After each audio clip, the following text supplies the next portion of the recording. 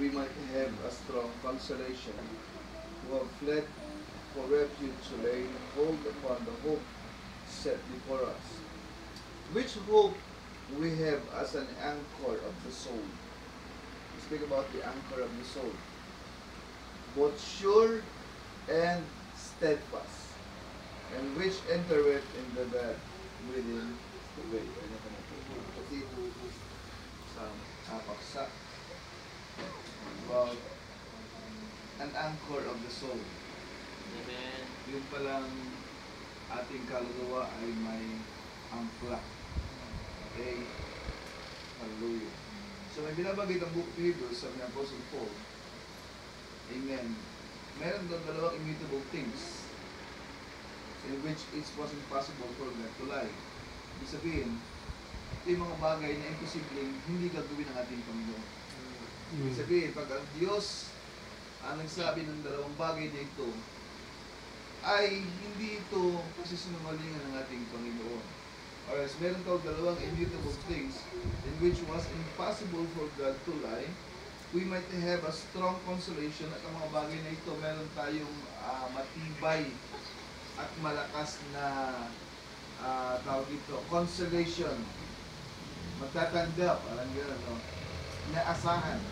Who have fled for refuge to lay hold upon the hope set before us. So itong ating pagkaasang ito, hallelujah, na nakaset sa ating Panginoong Kristo, ay pagka naiset mo ang iyong pananampalataya sa Diyos, at ang sabi ng Biblia, ang Diyos ay hindi nagsisinungaling. Amen. Sabi niya, God cannot lie. Amen. Hallelujah. Hindi ito, kumbaga sa ito yung sinabi ng Diyos, at ang Diyos ay hindi nagsisinungaling sa bagay na kanyang sinabi. Which hope we have, we have fled for refuge to lay hold upon the hope that is set before us. Itong pag-asang ito ay nailatag niya sa ating lahat. Which hope we have as an anchor of the soul. At itong pag-asang ito ay angkla ng ating pananampalataya. So ngayong gabi, amen, gustong sabihin sa atin ang Apostle Paul, ating Panginoon, na kailangan i-angkla natin ang ating pananampalataya.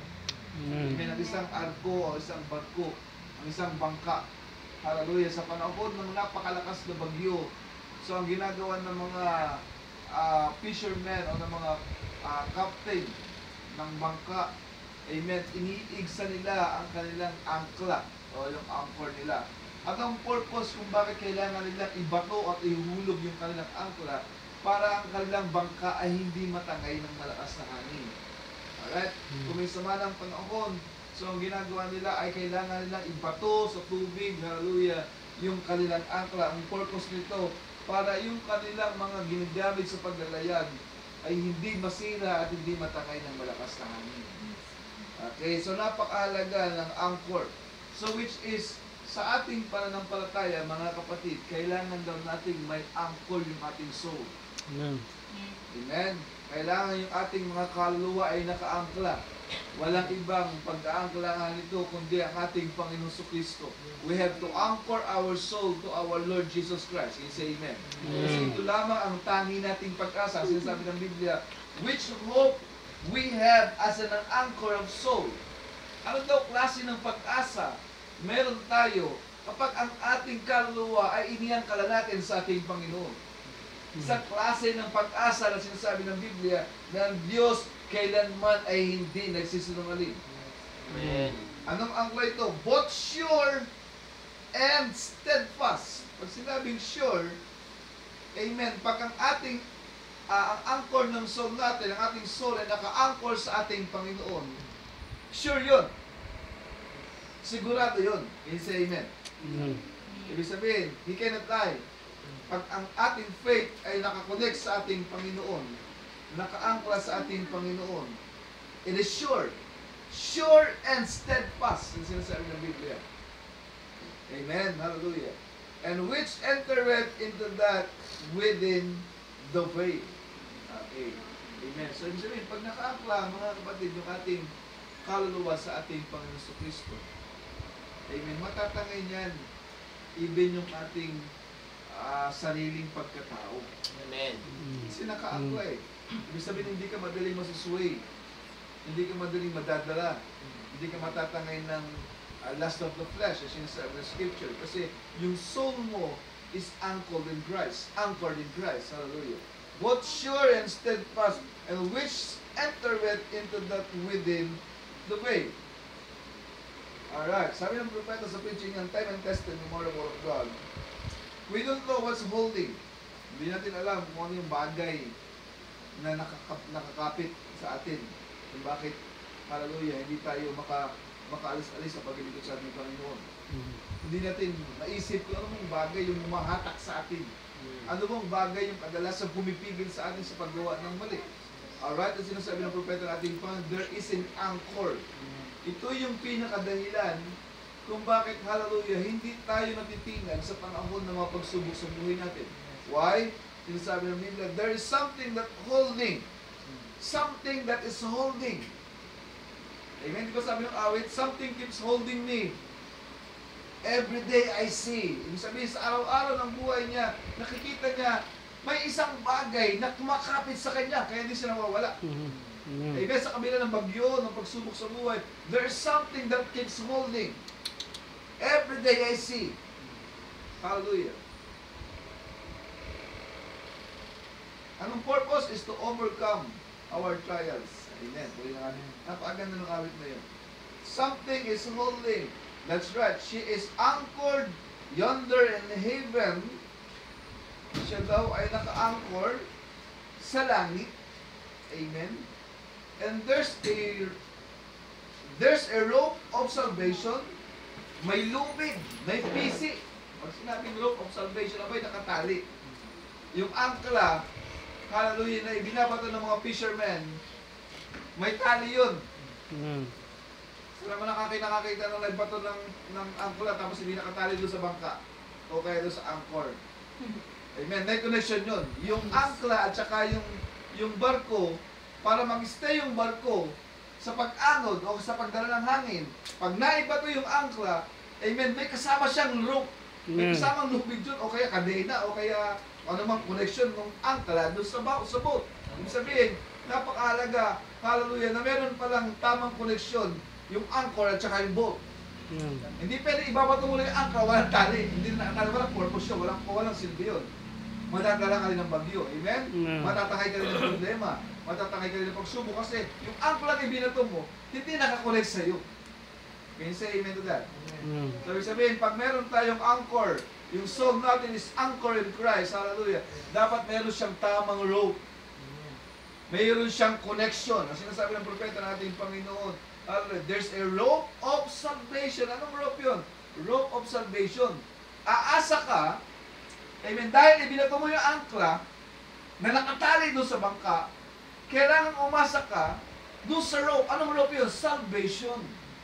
Asahan mo na pag ibinato mo yung angkla, hallelujah, sa panahon ng mga pagsubok at trial sa buhay mo at bagyo sa buhay mo, siguraduhin mo at umasa ka na maliligtas ka. Kasi yung rope na nakakabit doon is a rope of salvation. Amen. Hallelujah. A rope of salvation that holds human heart. Ito yung sinasabi ko sa inyo kanina. Amen. Nakaangkla doon yung ating kaluluwa. Yung rope of salvation, yung lubid ng ating kaligtasan, ay nakakapit doon sa ating mga puso. Amen. Kaya dahil hindi tayo umaalis sa paglilingkod sa ating Panginoon. Kasi nakatali. Amen. Kadalasan siguro nangyayari kung bakit yung iba, amen, pagdating ng mga pagsubok, biglang nawawala sa church kasi hindi nakatali yung arko o yung bangka nila doon sa angkla. Amen. Walang koneksyon. Alright. So, dapat daw yung rope of salvation that holds a human heart.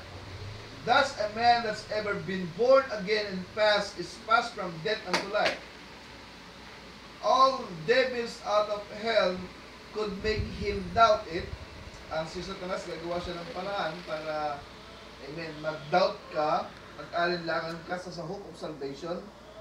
There is something who holds within there, pero mayroong isang bagay, hallelujah, nakakapit doon.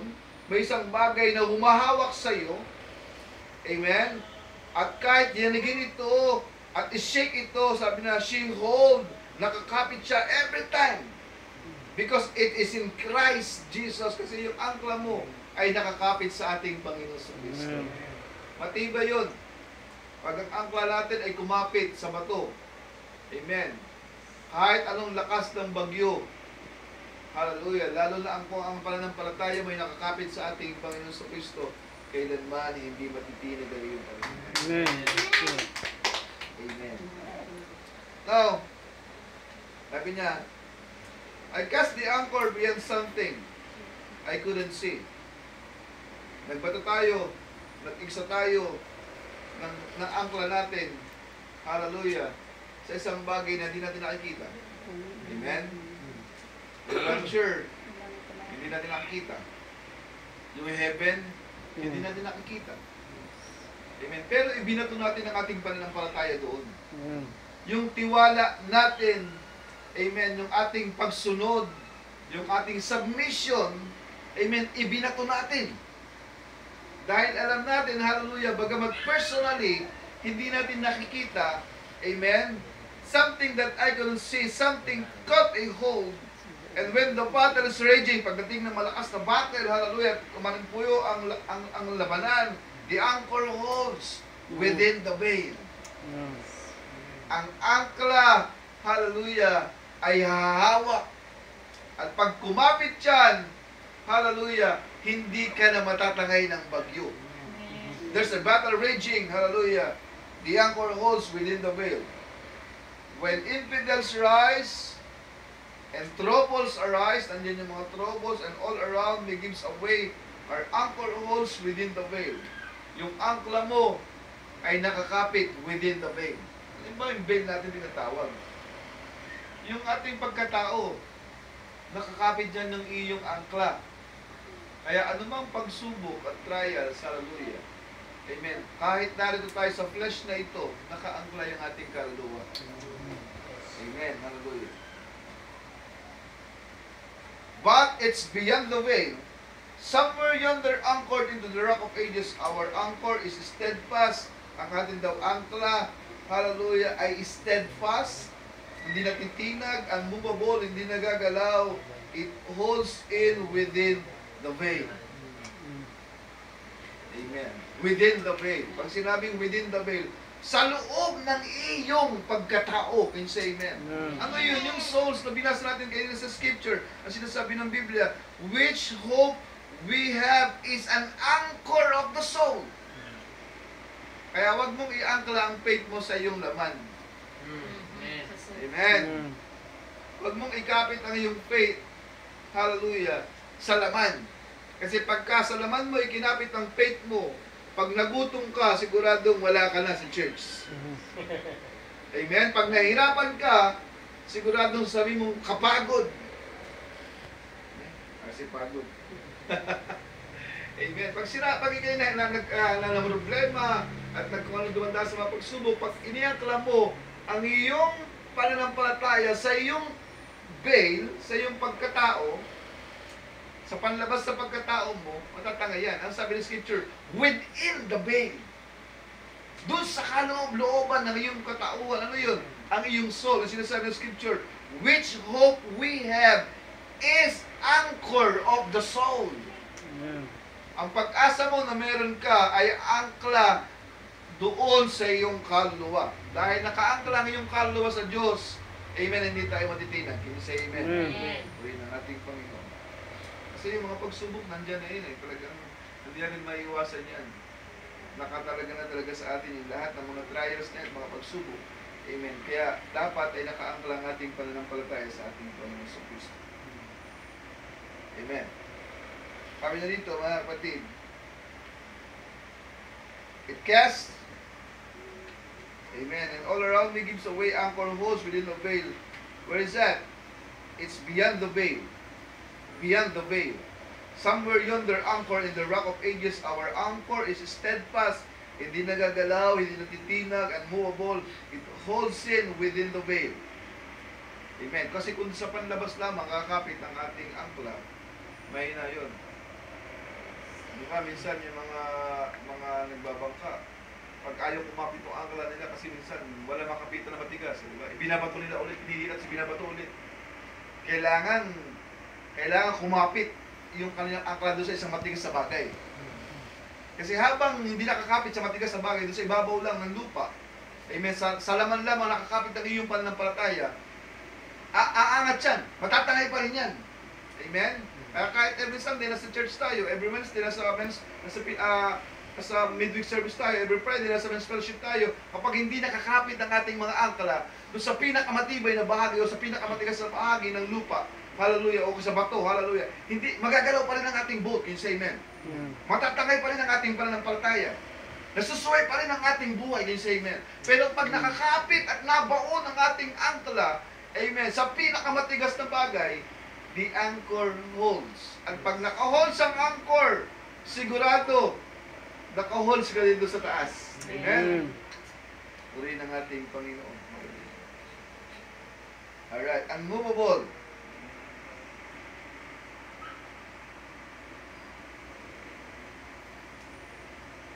Sabi ng propeta ng ating Panginoon sa kanyang preaching niya, The Trial, sabi niya, ito istorya ni Bartimaeus. Amen. There's a man named called blind Bartimaeus. Amen. He is blind physically. Sabi ko nga, mabuti pa nga itong si blind Bartimaeus. Bulag siya physically, pero nung dumaan ang ating Panginoon sa Kristo, na-recognize niya. Yes. Maraming tao doon sa panahon niya. Hindi sila bulag personally or physically, pero hindi nila na-recognize ang ating Panginoon. Amen. Pero may isang laki, hallelujah, sa Biblia, he is blind Bartimaeus, he is blind, pero nung dumaan ang ating Panginoon sa Kristo, anong sabi niya? Son of David, have mercy. Ibig sabihin, na-recognize niya na ang dumadaan, hallelujah, ay anak ni David at nagdadala ng salvation. Amen. Samantalang ang tao, amen, ang mga tao sa paligid, hallelujah, kahit, amen, pinagsisigawan ang message of the hour, hindi nila nakikita. Why? They are blind. Alam niyo ba ang sabi ng propeta? Amen. Yung physical blind, yung spiritual blindness is 10 million times worse than physical blindness. Okay? Kaya mapapalad pa. Amen. Minsan yung mga taong bulag physically kaysa doon sa mga spiritually blind. Amen. Nakakakita sila. Di ba itong condition ng Laodicea? We are living in the age of Laodicea. Itong mundong ating kinabubuhayan ay mundo at panahon ng Laodicean age. Why? Ang mga tao, amen, they are blind, they are naked, pero they knew it not. Hindi nila nalalaman na sila'y bulag at sila'y bubad at sila'y aba. Amen. Bulag sila sa katotohanan. Hallelujah. Purihin ang ating Panginoon. Iyan ang kondisyon ng mga iglesia sa ating panahon. That's why, sa Laodicean church age, hallelujah, sa book of Revelation, amen, sinipa na nila si Kristo sa loob ng iglesia at nandun siya sa labas at tumutok-tok, any man, hear my voice and open the door. I will come into him. Hindi sinabing, I will come into the church. I will come into him and sit with me and he with me. Amen. Sila kakain na magkasalo. Hallelujah. Amen. Sila magkasama kasi binuksan ng Diyos ang kanyang mata. Can you say amen? Amen. So yung physical blindness, yung spiritual blindness is 10 million worse than physical blindness. Kaya kita nyo, di ba? Maraming tao noon sa panahon ng ating Panginoon Kristo. Pero isang bulag pa ang nakarecognize sa Kanya. Amen? Yung iba ang nakikita lamang yung miracles and wonders. Kaya sila sumusunod sa ating Panginoon, sumasama sila sa mga paglalakbay ng ating Panginoon dahil doon sa milagro at mga himala na binagawa ng ating Panginoon. Nagpapagaling siya, nagpapadilat siya ng bulag, nagpapalakad ng pilay, nagpapalayas ng demonyo, pero kailanman hindi nila nakita kung bakit at sino talaga yung kanilang kasama. And then one time, dumaan siya sa harapan blind Bartimaeus, sabi niya, Son of David, have mercy on me. Amen. Purihin ang ating Panginoon. Hallelujah. Sabi niya, and when Jesus departed, then two blind men followed him. Meron pang dalawang lalaki sa book of Matthew, chapter 9, verse 27. May dalawa pa nung bulag. Ito, bulag ulit. May dalawang bulag na sumusunod sa kanya at sumisigaw, crying, "Thou son of David, have mercy on me, have mercy on us." And when he was come to the house, the blind men came to him, and Jesus said unto them, "Believe that ye been able to do this." "I am able to do this," they said unto him. "Yes, Lord." Then touched their eyes, saying, "According to your faith, be it unto you." And their eyes were opened, and Jesus strictly charged them, saying, "See that no man knoweth not." Kita nyo? Bulag. Pero nakita nila ang ating Panginoon. Hallelujah. Na-recognize sila ang ating Panginoon. Pero nandun din yung mga Pharisees at mga Sadducees. Pariseo at mga Sadduceo, naglilingkod sila kapwa sa templo. Nagbabasa sila ng Biblia. Nagpipreach marahil sa templo. Nagbabasa ng scrolls. Amen. At ang sabi dito, but the Pharisees said, "Cast out devils to the prince of the devils." Kinakinawa pang devil ang ating Panginoon sa Kristo. Alright? Kumpara doon sa mga bulag, na na-recognize sila ating Panginoon. Ano sabi ng mga bulag? And Hebrews says, He is the same yesterday, today, and forever. And He never changed. He is God. Na-recognize pa ang mga ito ang ating Panginoon sa Kristo. And now, one of the most wonderful things of God and the Christians is the connection of the fellowship between God and Christian is that they are the sons of God, are led by the Spirit of God. Kita niyo, hindi nawawala yung connection. Amen. Bagamat bulag sila physically, pero yung connection na sila Diyos, connection nila sa Diyos, hindi nawawala. Amen. Hallelujah. Kaya man sa ngayon, yung mga bagay na hindi tayo maintindihan, hindi natin maunawaan, pero yung connection natin sa Diyos hindi ito nawawala. Amen. Unti-unti, i-reveal sa atin ng Diyos yung mga bagay na kailangan natin. Yes. Amen.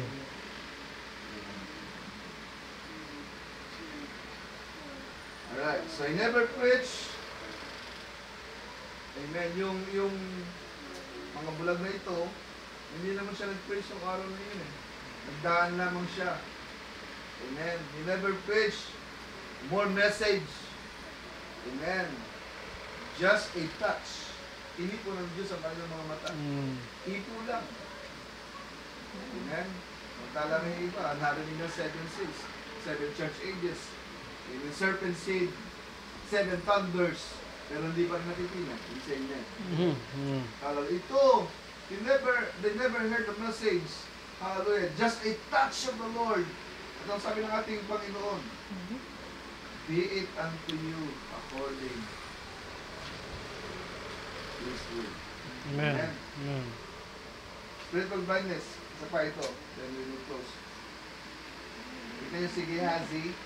Si Gehazi ay ang kanang kamay ni Elisha. Amen. Meron siyang servant, young boy.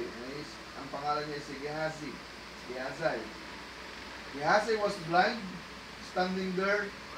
Amen. Nandun yung mga armies of Syrians nakapaligid sa kanila, yung camp. At sinabi, camp ng mga Syrians, sabi talagang marami to. At pinalilibutan, hallelujah, amen, si Elisha, kasama niya si Gehazi. Okay? And Gehazi was blind, standing there, couldn't see the angels of fire of the mountains on fire around the prophet until God opened his eyes. Amen. Hindi niya nakikita. Hallelujah. Natatakot si Gehazi kasi gusto niya sanang, hallelujah, bumaliktad doon sa mga Syrian armies at sabi, ito si Elisha ang hinahanap nyo. Amen. At ang sabi, natakot siya. Sabi nga sa kanyang guro, ang dami natin kalaban na umusig sa atin. Ano sabi ni Elisha? Nanalangin siya, Lord, buksan mo ang mata ng tao ito. Amen. Dahil hindi nakikita ang laksa-laksang mga anghel at mga karo at mga sundalo ng Diyos na nakapalipot. Hallelujah. Amen. At hanggang sa lakay, ano man ang gawin ng mga Syrians. Amen. Ibig sabihin, ganyan tayo kaprotektado ng ating Panginoon. Amen. Nandun si Gehazi, hindi naman siya bulag physically, pero hindi niya nakikita ni Elisha. Amen. Sometimes, ang Diyos, hallelujah, kailangan ipakita sa atin, kailangan imulat ang ating mga mata, amen, para makita natin yung mga bagay na kailangan natin makita. Yes. Amen. Yeah, as I was blind, standing there, I couldn't see the angels of fires of the mountains of fire around the prophet until God opened his eyes. Spiritual blindness is 10 million times worse than physical blindness. If I had to go blind in my eyes or go blind in my spirit, God take my eyes before my spirit. Ang napansin sa inyo propeta, Lord, kung mabubulag ako spiritually, amen, at nakakakita naman ako literally, ba't tanggalin mo lang mata ko, mas maganda pa. Kasi sabi niya, mas worse pa daw, hallelujah, yung bulag kay spiritually kaysa physical blind. Kaya sabi niya, kung magkakakita ang mata ko, at yung espiritu ko naman di makakakita, itanggalin mo na namin mata. Sabi ni Gehazi. Alright.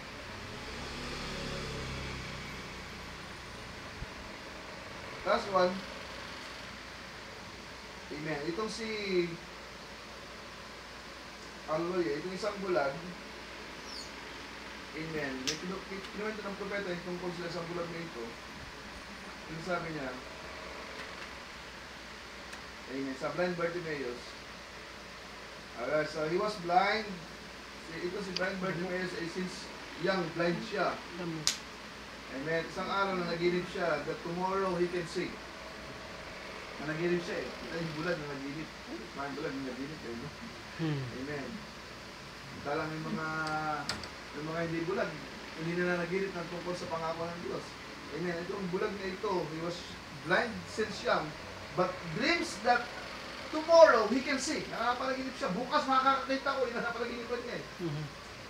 Alright, so you know, I think, sabi niya, blindness is one of the cruelest things that we can think. A person cannot see the daylight and we can think of the natural blindness. Sabi niya, ang napakahirap na sitwasyon ng isang taong bulag physically. Hindi niya makita yung bagay sa daylight. Amen. How great that is and how much dangerous the spiritual blindness is those who have good eyes and cannot see the promise of God. Sabi niya ito mga kapatid, hallelujah. Ito si blind Bartimaeus, nandun siya. Nagkasakit yung kanyang asawa.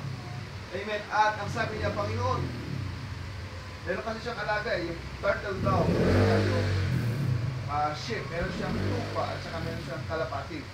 Iyon ang naglilid sa kanya papunta doon sa templo. And then, nung magkasakit ng asawa niya na isang malubang karamdaman, amen, nanalangin sa Diyos, Lord, pagaligin mo yung aking asawa, i-offer ko sa iyo aking turtle dove. At gumaling yung kanyang asawa, at i-offer nga ni blind Bartimaeus yung kanyang turtle dove. Okay? And then, dumating ang panahon, nagkasakit naman yung kanyang little princess, yung kanyang anak na babae. Sabi niya, Lord, pagalingin mo yung aking anak. I-offer ko sa iyo yung aking ship, yung kanyang tupa na umakakay sa kanya. Okay, nagdadala sa kanya, sa kanyang pupuntahan. Alright, at isang araw, gumaling yung kanyang anak, at bit-bit niya yung kanyang lamb, daladala niya yung kanyang lamb, na umakakay sa kanya pupunta sa templo para iala yung kanyang lamb. Yung kanyang ship na alaga. Alright, kasalubong siya ng high priest, nung pariseo, doon sa templo, at sabi niya, blind Bartimaeus ako pupunta. Sabi niya, mag-o-open ako sa Panginoon ng aking alay dahil pinagaling ng Diyos ang aking anak. Sabi niya, nababaliw ka na ba, blind Bartimaeus? Yan na nga lang yung mata, yung ship na yan, iaalay mo pa sa Diyos. Okay? Sabi dito mga kapatid, he said, O servant of the Lord, if I will only keep my promise to God, God will provide a lamp for my eyes. Sabi na, kung i-offer ko, kung gagawin ko yung pangako ko sa Diyos, magbibigay siya ng panibagong mata para sa akin. Nawala yung kanyang turtle dove, nawala yung kanyang ship na maakay sa kanya papunta ng templo, pero isa lang dumaan. Hallelujah, ang Diyos na magbibigay sa kanya ng paningin. Sabi niya ng scripture, Son of David, have mercy. Napanaginipan niya ito eh. Kaya handa siyang iaalay yung lahat. Mawala sa kanyang lahat dahil sa panaginipan niya, isang araw, kinabukasan, bibigay sa kanya ng Diyos ang kanyang paningin. At hindi nga nagsinungaling ng ating Panginoon. Sabi ng scripture, balikan natin, God is not a lie. God will not lie. Hindi nagsisinungaling ang ating Panginoon. The hope, hallelujah, na ating inaasahan is sure and steadfast. Sigurado, matatag, at mahina. Tayo lahat ay lumapit sa ating Panginoon. Gamitin natin ang bago tayong